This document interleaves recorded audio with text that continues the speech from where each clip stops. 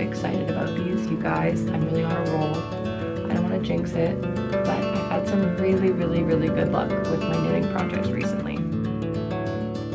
Good morning, everyone, and welcome back to another vlog. I am in desperate need to show you my knitting project that I just finished. If you watched my previous video, you will have seen the previous pair of fingerless gloves that I made, and then the next project that I said I had in mind was to make another pair of fingerless gloves with the same gray wool that I used in that project, and then a cream colored wool, and make them with like small evenly spaced stripes.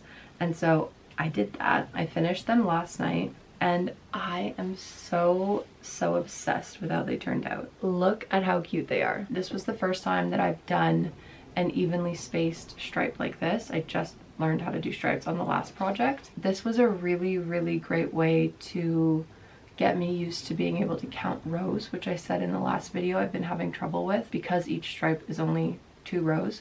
I found that to be a really good way to like keep track of how many rows I've been doing, and it's very easy to count them when you have the stripes because I know that every stripe is just 2 rows. I think that's a really good tip if you're starting out and distinguishing between stitches and rows and everything is a little bit confusing to you, because it has been for me, and this has really helped to kind of tell them apart. The other thing that I did that was new on these ones was I did a stockinette stitch for the first time. And that had previously been very intimidating to me because you do obviously knit 1 row, then purl the next row. And so again, keeping track of which row was which, and if I had previously knit or previously purled, in case I put the project down and picked it back up again, the thought of that was very scary to me. And the stripes, again, helped immensely with that, to the point where now I think if I did all one solid color, I would be able to tell the knits and purls apart and know which row I was on. So this was really good to kind of immerse me in that. So essentially, if you want to dissect the project with me, if I turn it inside out, can you see that a little bit better? I don't know. This is essentially 2 different pieces. So the gray is 1 piece and the striped portion is another piece. And then this is on the inside where I stitched them together. And I just left a little bit here unstitched for my thumb. So I stuck with the same 2x2 ribbing that I did for the previous gloves because I really liked the way it felt like hugging your fingers. But I did reduce the stitches a little bit because then I wanted to transition from the ribbing here into the stockinette, which was obviously going to sit a little bit less tight on my hands. So I took the stitches down from what I did for my previous project, and then I reduced them again for this section because this would only be on my fingers, obviously not having to cover all around my thumb. And I'm so happy with how they turned out. I really love them. I love these colors together. I think it's going to be really gorgeous and like wintry when it's snowy. I know a lot of people aren't really ready to hear about that, but this is the time to get started on knitting projects for the winter. So I'm going to talk about it. I really love them. And this has just inspired me so much to think of different color combinations now that I know how to switch colors. I'm really excited. It gets very cold where I live, so you can never have too many wool accessories in the wintertime. So I think I might make another pair of these and just do it a little bit differently. I think instead of going stockinette all the way to the bottom where this sits on my wrist, this is what I had kind of originally planned to do. I'll put the inspiration picture of what I was kind of working off of. I just didn't want them to be this long. Essentially though, the idea of this little pocket in here in a contrasting color was the inspiration I was taking from that. But I do understand now the importance in this pattern of the ribbing being along the wrist. And that's kind of what I had wanted to do, was keep the ribbing on the wrist. So essentially have this turned, and then this would be the section that would be at the top. But this cast off didn't have as much give as the ribbing would have, so it didn't really feel as comfortable, so I had to flip it. But I still love them. They fit perfectly fine. I just wish that it was a little bit more tight and cozy on the wrist, but that's going to be under my sleeve of a coat or a sweater anyways, so I really don't think it matters. Actually, I guess it's kind of nice because if I wanted to put it over a long sleeve that I was wearing, it would fit over that. I'm so excited about these, you guys. I'm really on a roll. I don't want to jinx it, but I've had some really, really, really good luck with my knitting projects recently. On the topic of that, I got this really gorgeous yarn from the thrift store. This is like a mini thrift haul, but it's all knitting related. It is this red yarn. Oh, it's so gorgeous. So I found one of them. This says Sophie Creation. It's all in French. It is 67% cotton and 33% linen, which I thought was really, really interesting. And you can kind of see the texture is a little bit like slubby. I got two, I don't know what you call these. They have like a roll on the inside, so I have no idea what you classify this as, but it is 100 grams and they were each $2. So I thought that was a great deal. It feels really, really, really nice. It has like just a little bit more, it has a little bit of a more interesting texture than just cotton yarn because of the linen. And I really love it. And so this project has really got me thinking about different color combinations, and I'm very excited to have this to work with because I think this pop of red will be really, really beautiful. I also want to be very diligent. Now that I am more confident that I can knit something that someone would actually want to wear, I'm definitely going to knit some Christmas presents this year. And I know it's very early, but again, like I said, if you're making something, especially something like knitting, I don't knit super quickly, so I need to start thinking about these things now. And then, you know what, you're prepared and you're not as stressed out at Christmas time, and you're not spending all of your time in December making gifts that are super last minute and not enjoying doing other stuff. I do want to show you though, I just remembered, I was gonna do this, the rest of my little thrift haul, my little knit thrift haul. I also picked up this book that looks so cute. It's called The Beach Street Knitting Society and Yarn Club by Gil McNeil. It's like a very classic second chance sort of story. The main character moves from London, I think, from like a maybe corporate job, it kind of sounds like, to take over her beloved Grand's wool shop in her sleepy seaside hometown.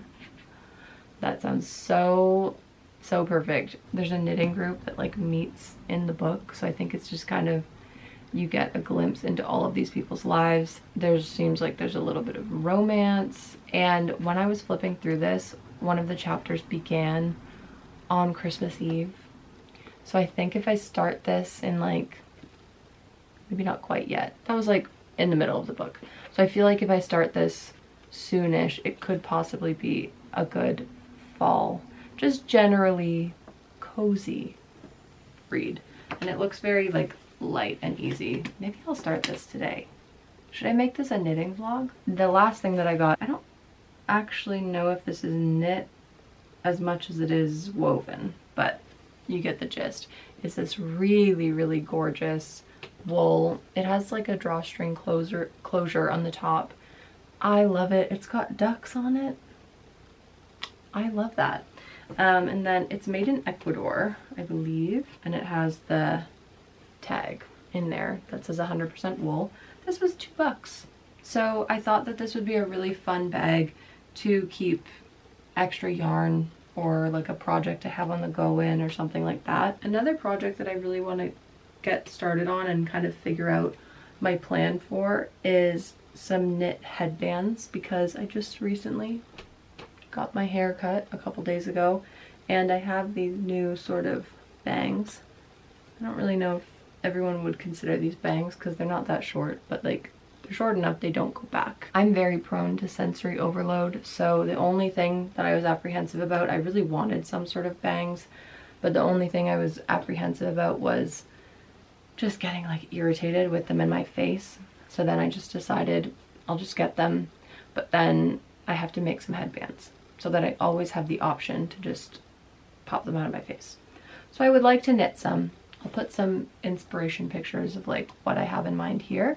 Anyways, now I have sufficiently made a big mess on my table.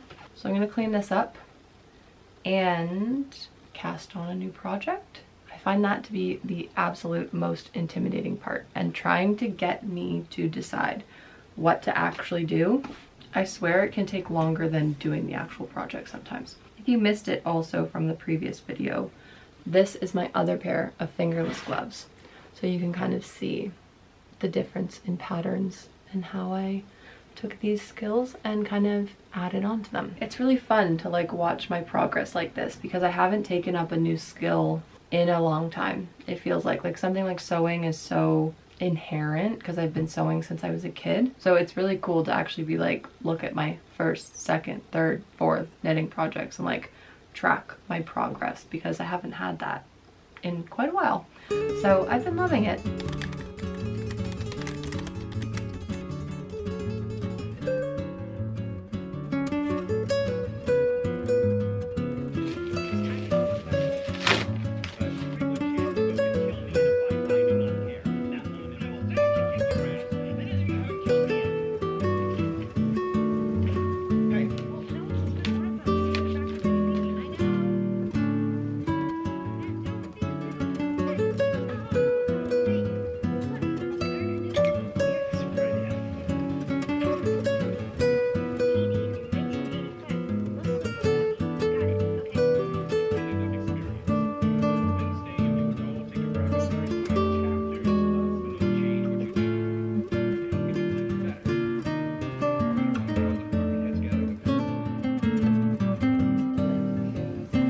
Alright, so as you saw in those clips, I went yarn shopping. I felt like I just needed a few more colors. I'm really trying to build up my yarn stash right now because I just don't have that many options. As I said, I'm like thrifting most of it, or if I'm buying something new, it's like for a specific project. And I took a picture, I was looking at all of my yarn.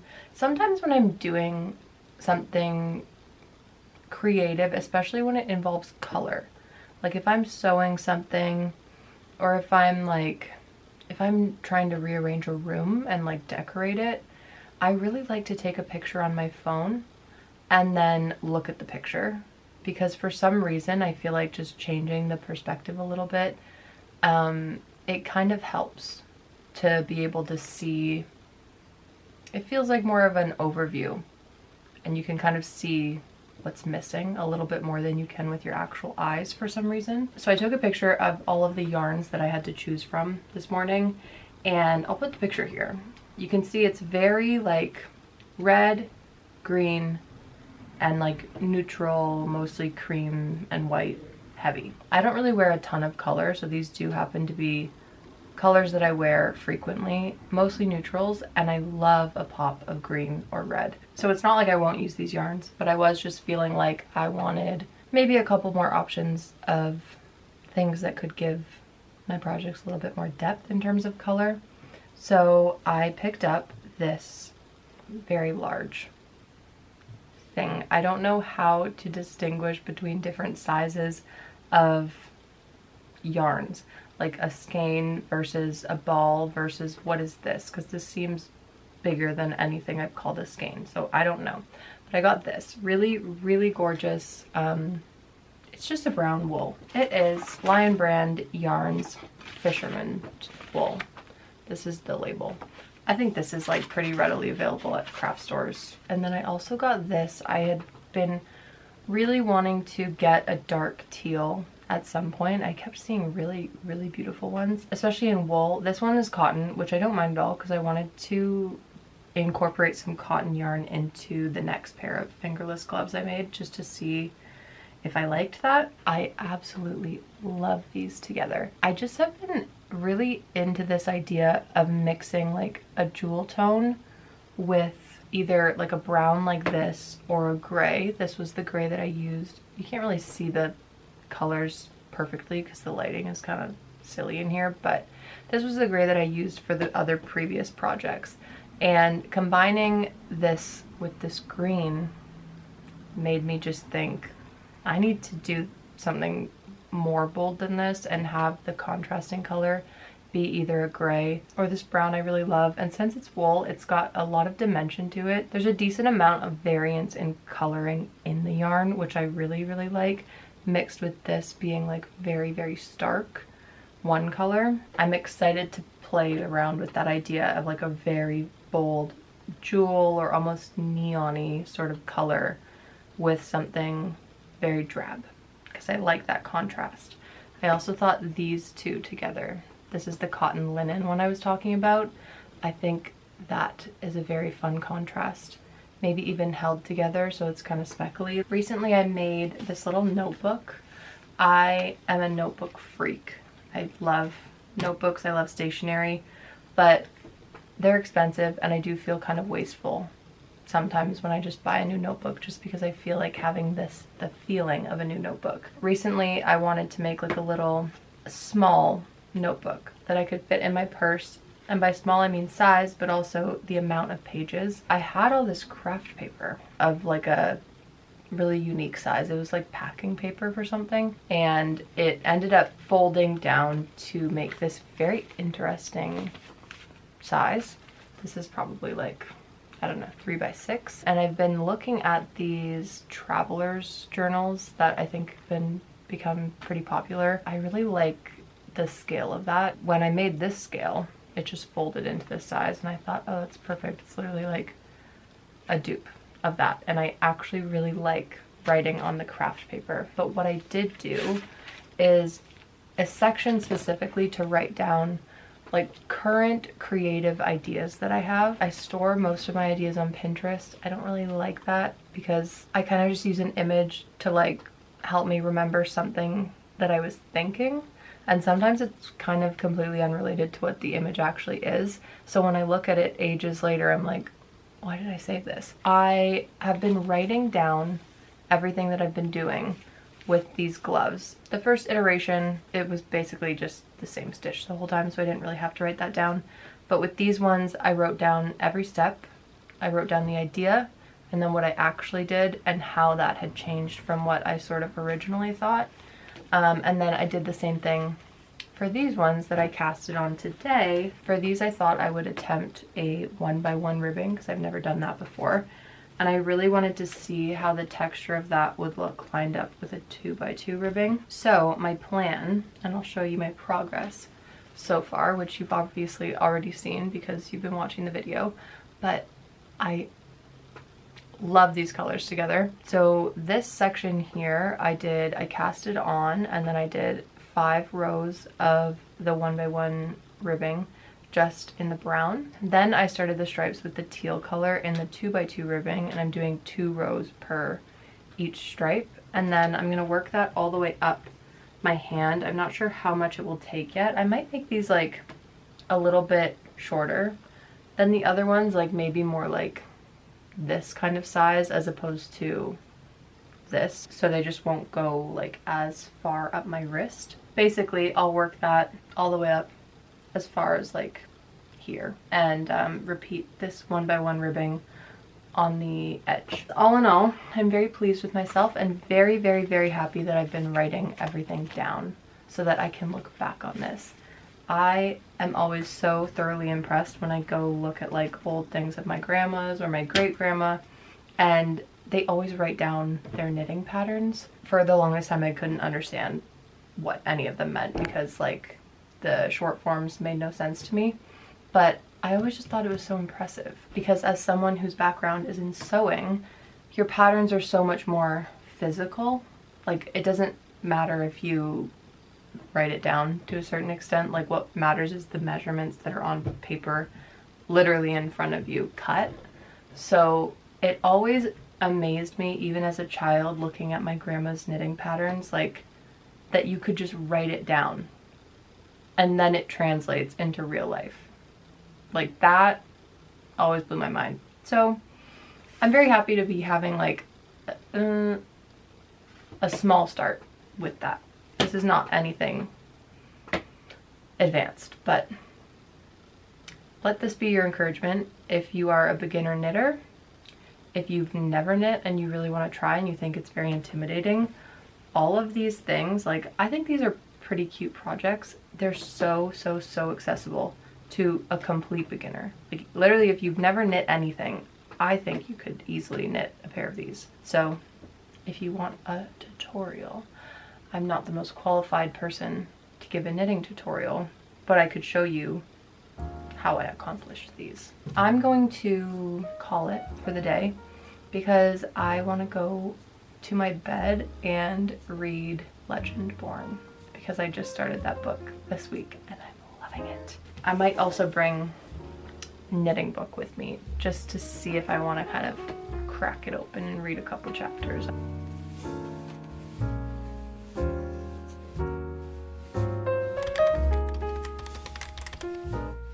Good morning, everyone. I guess it's not really morning. It is 12:30. I've just made myself a cup of tea and I thought I would update you on my progress on my project from yesterday because I just finished one of the gloves laying flat. So I have a rectangle essentially. It looks like this.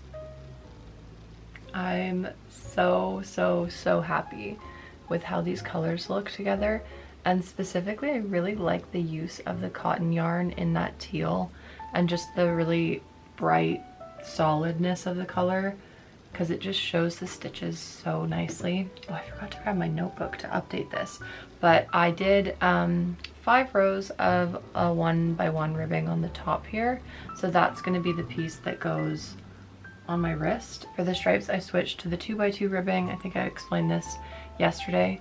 I ended up doing 4, 6, 7, 8, 9, 10, 11 stripes, so 22 rows, and then I switched back to the 1x1 ribbing again for the bottom, and I was gonna have it match here, but once I got to 5 rows I thought it just kind of didn't look substantial enough. It wasn't gonna come far enough up my fingers for it to be like as cozy as I want it, so I did 10 rows instead and then I cast off. So now what I'm gonna do, this is the first time I've done this with one of these projects, which I think is smart. I left an especially long piece of yarn when I cast off so that I can just use this as the piece that I stitch everything together with. So I'm gonna try to do this as seamlessly as possible. We'll see how it goes.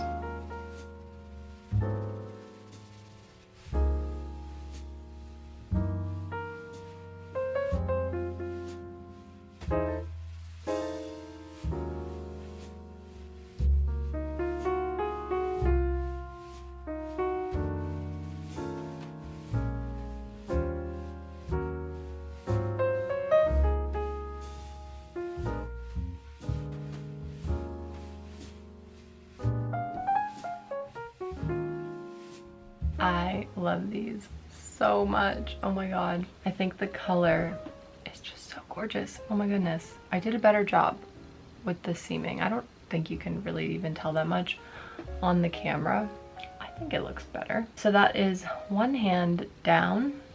I like this size too, like compared to the other one that's a little bit longer. I have so much yarn left over, it's actually crazy. Not that I thought I was gonna go through all of this. I got this because I think this will be a really good base color for working with so many other projects. Even this, which I'm very happy about because this was only $2.50 and I still have so much of it left. Again, along with being a beginner knitter. Every time I say that phrase, I just think it sounds funny, beginner knitter. Being a beginner knitter, one thing that I'm still getting used to is gauging how much yarn you're actually gonna need for a project. And looking at something like this and being able to roughly calculate how much or like what you could make with it. Every project I do, I think I'm gonna go through so much yarn. I guess this is a good problem to have as opposed to not having enough, but I'm usually left with a lot more than I thought I would be. And I also thought about possibly making a matching piece of headwear. I was wondering if I would have enough of this left over or if I would just have to use the brown, and I think I'll definitely have enough